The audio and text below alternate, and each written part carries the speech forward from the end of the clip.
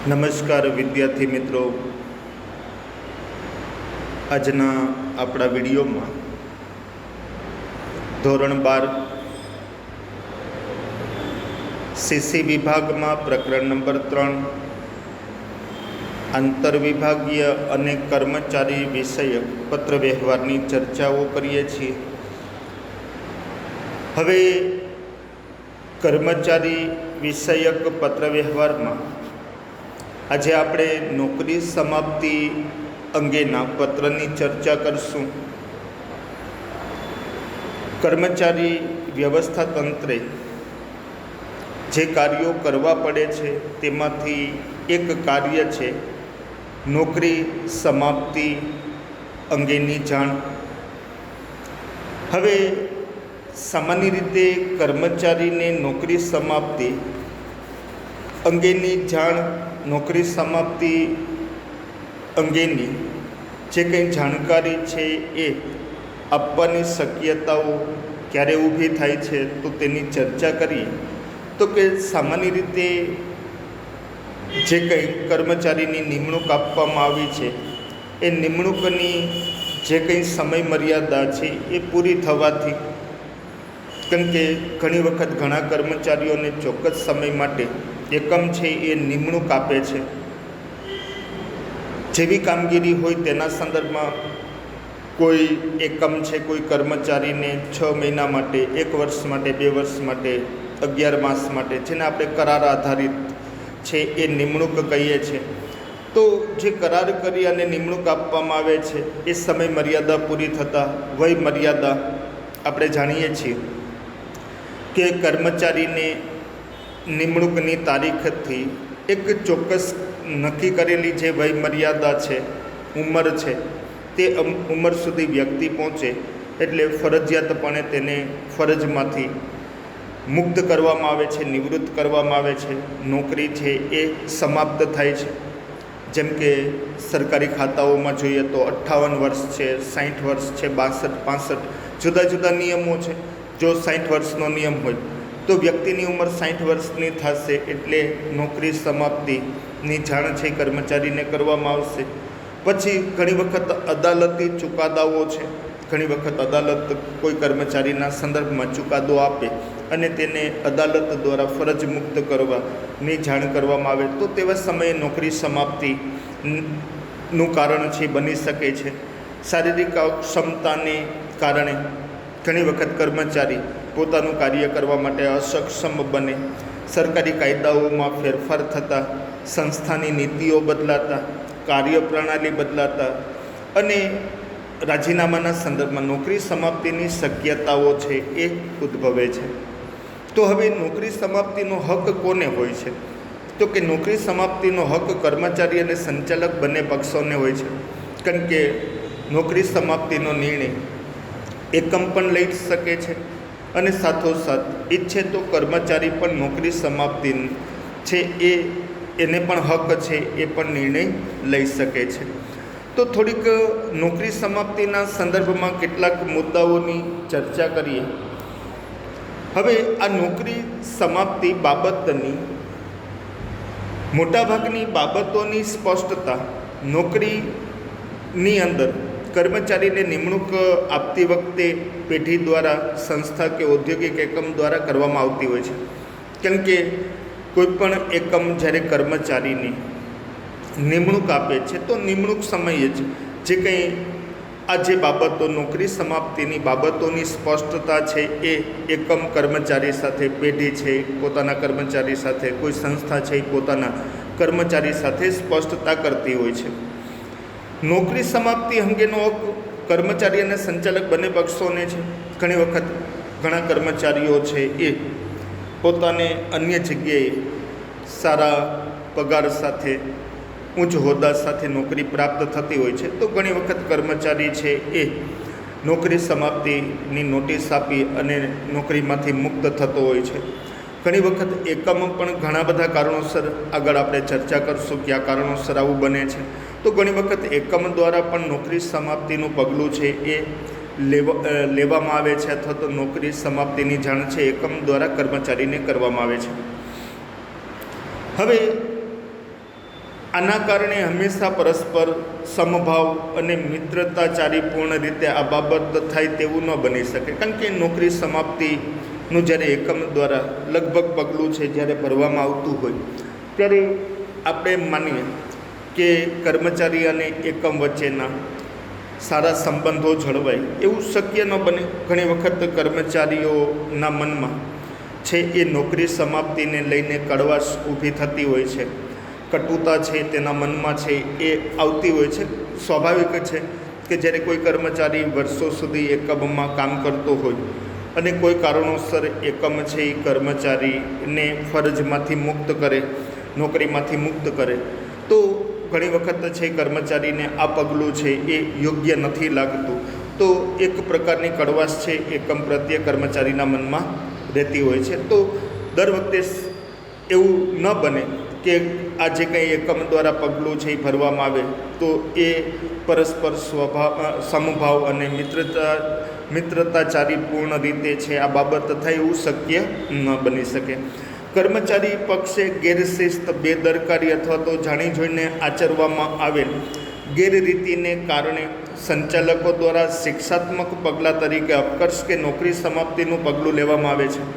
ઘણી વખત કર્મચારી છે એ ગેરશિસ્ત આચરતો હોય, પોતાના કાર્યોમાં કે પોતાની ફરજમાં બેદરકાર રહેતો હોય, જાણી જોઈને આચરવામાં આવેલ ગેરરીતિઓ છે તેના કારણે ઘણી વખત શિક્ષાત્મક પગલાં સ્વરૂપે ઘણા એકમો છે કર્મચારીનો અપકર્ષ કરતી હોય છે. ઘણી વખત કર્મચારીનું નોકરી સમાપ્તિ જેવો નિર્ણય પણ એકમ દ્વારા લેવામાં આવતો હોય છે. તો સંચાલકો દ્વારા લખાતા નોકરી સમાપ્તિના પત્રોમાં કટુતાનો અભાવ જાળવવા અને વિનમ્રતાનો ભાવ જાળવવા પ્રત્યે વિશેષ ધ્યાન આપવું જોઈએ. જે કંઈ પત્રો લખવામાં આવે છે નોકરી સમાપ્તિના, ખાસ કરીને એકમ તરફથી જ્યારે કોઈ પણ કર્મચારીએ સામાન્ય રીતે ગેરરીતિ આચરી હોય અથવા તો કર્મચારી દ્વારા જે કંઈ બેદરકાર રહેવાને કારણે અથવા તો એવી કોઈ પણ શિસ્તભંગનું કોઈ કાર્ય કરવાને બદલ જ્યારે તેને નોકરી સમાપ્તિના નિર્ણયની જાણ કરતો પત્ર લખવામાં આવે તો વિનમ્રતાપૂર્વક છે પત્ર લખવો જોઈએ. કટુતાનો અભાવ છે એમાં હોવો જોઈએ. કેટલીક વાર કાર્યપ્રણાલીનું યાંત્રિકીકરણ થવાને કારણે કર્મચારીને છૂટા કરવા પડે તેવી પરિસ્થિતિઓ સર્જાય ત્યારે વર્ષોથી પોતાની સેવા પૂરી પાડતા કર્મચારીઓનું માન જળવાઈ રહે અને બંને પક્ષે સૌજન્યપૂર્ણ સંબંધો જળવાઈ રહે તે માટે સ્વૈચ્છિક નિવૃત્તિ યોજના, સૌહાર્દ અને સૌજન્યપૂર્વક છૂટા પડવાની યોજના અનુસાર કર્મચારીઓને આકસ્મિક સેવા નિવૃત્તિ પછી લાભ થાય તે બાબત ધ્યાનમાં લેવામાં આવે છે. ખાસ કરીને આપણે જોઈએ છીએ કે એકમ દ્વારા પ્રયત્નો કરવામાં આવે છે કે ખાસ કરીને યાંત્રિકીકરણ થાય છે. એટલે કે પહેલાં સામાન્ય રીતે જે કંઈ ટાઈપરાઇટર હતા તેની જગ્યાએ કમ્પ્યુટર આવી ગયા. તો પરિણામે કેટલાક કર્મચારીઓ છે એ આ કમ્પ્યુટર ચલાવવા માટે અસક્ષમ હતા. તો ઘણી વખત છે આવા કર્મચારીઓને સામાન્ય રીતે સૌહાર્દપૂર્ણ રીતે કહેવામાં આવ્યું કે પોતે નિવૃત્ત થાય. સ્વૈચ્છિક નિવૃત્તિ યોજના છે એ ચલાવવામાં આવી. ખાસ કરીને બેંક ક્ષેત્રે VRS કહેવાય છે, વોલન્ટરી રિટાયરમેન્ટ સ્કીમ, એ ચલાવવામાં આવી. પછી ગોલ્ડન હેન્ડશેક આ પ્રકારની એક યોજના ચલાવવામાં આવી. તો સૌજન્યપૂર્વક છૂટા પડે જેથી કરી અને કર્મચારીને એકમ પ્રત્યે છે કડવાશ ન રહે. અને બીજું આકસ્મિક જે કંઈ આ સેવા નિવૃત્તિ છે પછી જે કંઈ લાભ પ્રાપ્ત થાય છે તે બાબતને પણ ધ્યાનમાં લેવામાં આવે. ખાસ કરીને વ્યક્તિ છે નિવૃત્ત થાય તો નિવૃત્ત પછી જે કંઈ પેન્શન છે, બીજા જે કંઈ મળનારા લાભો છે એમાં કર્મચારીને લાભ થાય તે બાબત છે એ ધ્યાનમાં લેવામાં આવે તે જરૂરી છે. તો આ જે કંઈ છે એ સેવા સમાપ્તિ અથવા તો નોકરી સમાપ્તિ અંગેની બાબતો હતી. હવે આપણે એક પત્રની ચર્ચા કરી લઈએ. પત્ર છે નોકરી સમાપ્તિ અંગેના નમૂનાના પત્રો, નોકરી સમાપ્તિની જાણ કરતો પત્ર, જે કંઈ કહેવામાં આવે તે બાબતની આપણે ચર્ચા કરવાની છે. તો હવે આ પત્ર છે એ ગરવી ગુજરાત બ્રેકેટમાં ઇન્ડિયા પ્રાઇવેટ લિમિટેડ નામની એક કંપની છે. 105 સુમેરુ ટાવર, ઓઢવ, અમદાવાદ. પત્ર છે એ Bhavin Vyas, sales executive, Garvi Gujarat India private limited, Odhav, Ahmedabad. તો આ Garvi Gujarat India private limited નામની કંપની છે એ ભાવિન વ્યાસ કે જે સેલ્સ એક્ઝિક્યુટિવ છે તેને નોકરી સમાપ્તિની જાણ કરતો છે એ પત્ર લખે છે. હવે પત્રમાં જે કંઈ બાબતો છે તેની ચર્ચા કરીએ. વિષય સેવા સમાપ્તિની જાણ અંગે. 2 વર્ષ માટે કરારના ધોરણે મંજૂર કરવામાં આવેલી આપની સેલ્સ એક્ઝિક્યુટિવ તરીકેની નિમણૂકની સમયમર્યાદા 30મી નવેમ્બર 2017ના રોજ પૂરી થાય છે. તે આપને વિદિત હશે જ. આ પત્ર 2 નવેમ્બરે લખાય છે. 30મી નવેમ્બરે આ જે ભાવિન વ્યાસ નામનો જે કર્મચારી છે કે જેને સેલ્સ એક્ઝિક્યુટિવ તરીકે નિમણૂક આપવામાં આવી હતી, જ્યારે આ કર્મચારીની નિમણૂક કરવામાં આવી ત્યારે એકમે તેમની સાથે અગાઉ નક્કી કરેલી શરતો પ્રમાણે આ વ્યક્તિની નિમણૂક કરારના ધોરણે અથવા કરાર આધારિત 2 વર્ષ માટે નિમણૂક કરવામાં આવી હતી. આપણે અગાઉ ચર્ચા કરી કે કેટલીક નોકરીઓ એવી પણ હોય છે, કેટલાક કાર્યો એવા હોય છે જે કરાર આધારિત હોય છે. કાયમી કર્મચારી એકમ નથી રાખતી તેના માટે, કારણ કે એ કામ અમુક ચોક્કસ સમય માટેનું જ હોય છે. કોઈ ચોક્કસ કાર્ય કરવા માટે વ્યક્તિની નિમણૂક કરાય છે, અથવા તો કોઈ ચોક્કસ સમય મર્યાદામાં અમુક કાર્યો છે એકમ કરતી હોય છે, તો તેના માટે કર્મચારીની નિમણૂક કરાય છે. જ્યારે કર્મચારીની નિમણૂક કરવામાં આવે છે ત્યારે તેમની સાથે જે નક્કી કરવામાં આવેલા કરારો છે તે કરારોની અંદર પણ જે કંઈ નિમણૂક આપવામાં આવી છે એ નિમણૂકની સમય મર્યાદા છે નક્કી કરાય છે. તો આ ભાવિન વ્યાસ સાથે જે ગરવી ગુજરાત ઇન્ડિયા પ્રાઇવેટ લિમિટેડ નામની કંપની છે એને સેલ્સ એક્ઝિક્યુટિવ તરીકે જ્યારે નિમણૂક આપે છે, તો આ સેલ્સ એક્ઝિક્યુટિવ તરીકેની નિમણૂક આપતી વખતે જે નિમણૂકની જે કંઈ શરતો હતી, શરતોમાં કેટલા સમય માટે આ કર્મચારીને નિમણૂક આપવામાં આવી છે, તો તેના માટે પણ શરત નક્કી કરાય છે. 2 વર્ષ માટે છે એ આ વ્યક્તિને કરારના ધોરણે છે એ નિમણૂક છે એ આપવામાં આવી છે. અને આ જે નિમણૂકની સમય મર્યાદા છે એ 30મી નવેમ્બર 2017ના રોજ પૂરી થાય છે. તે માટે અગાઉથી તેને જાણ કરવા માટે આ પત્ર લખાય છે. આપની નિમણૂક ઉત્તર ગુજરાતના 3 જિલ્લાઓમાં કંપનીના ઉત્પાદનોના પ્રચાર અને પ્રસાર માટે કરવામાં આવી હતી. કારણ કે સેલ્સ એક્ઝિક્યુટિવનું મુખ્ય કાર્ય એ છે કે ઘણી કંપનીઓ, નવી કંપનીઓ જ્યારે બજારમાં આવતી હોય છે, અથવા તો જે કંપનીઓ પહેલેથી કામ કરે છે તે પોતાના ઉત્પાદનો જુદા જુદા વિસ્તારોમાં લોકપ્રિય બને, તેનું વેચાણ વધે તેવા પ્રયત્નો છે એકમ કરતી હોય છે. તો આ સેલ્સ એક્ઝિક્યુટિવની નિમણૂક એટલા માટે પણ કરવામાં આવી હતી કે ઉત્તર ગુજરાતના 3 જિલ્લાઓની અંદર જે કંપનીના ઉત્પાદનો છે તેનો પ્રચાર અને પ્રસાર છે એ કરવામાં આવે.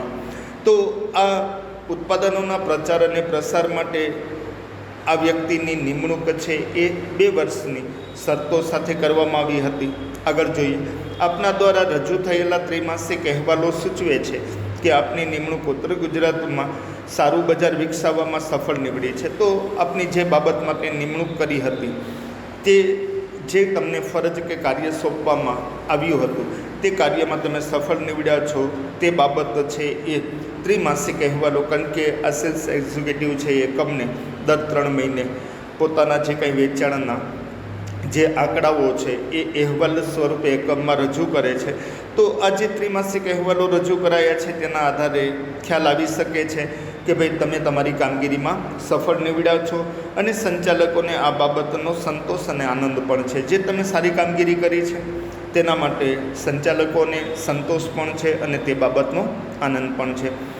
કાર્યકાળ સમાપ્તિના છેલ્લા દિવસે આપને બાકી નીકળતી લેણી રકમ અને સંતોષકારક કાર્ય પૂર્ણ કર્યા અંગેનું પ્રમાણપત્ર આપવામાં આવશે. તો આ જે કર્મચારી 30 નવેમ્બરે જ્યારે પોતાની નિમણૂકની જે સમય મર્યાદા છે એ પૂર્ણ થશે, તો તમારો જે નોકરીનો છેલ્લો દિવસ અથવા તો કાર્યકાળ સમાપ્તિનો જે છેલ્લો દિવસ છે ત્યારે તમારી જે કંઈ બાકી લેણી નીકળતી રકમ એકમ પાસે હોય તે રકમ લઈ લેવી, અને તમે જે સંતોષકારક કામગીરી કરી છે તે અંગેનું જે પ્રમાણપત્ર છે એ આપવામાં આવશે, તો તે પણ લઈ લેવી. અને આપની ઉજ્જવળ અને પ્રગતિકારક કારકિર્દી માટે શુભેચ્છાઓ. આપનો વિશ્વાસુ ગરવી ગુજરાત ઇન્ડિયા પ્રાઇવેટ લિમિટેડ વતી જીતેન્દ્ર શુક્લા, મુખ્ય કાર્યપાલક અધિકારી. તો આ એક પત્ર છે એ સેવાનિવૃત્તિ, સેવા સમાપ્તિની જાણ કરતો પત્ર છે કે જે આપણે ચર્ચા કરી. નવા વિડીયોમાં નવા પત્રની ચર્ચાઓ કરશું.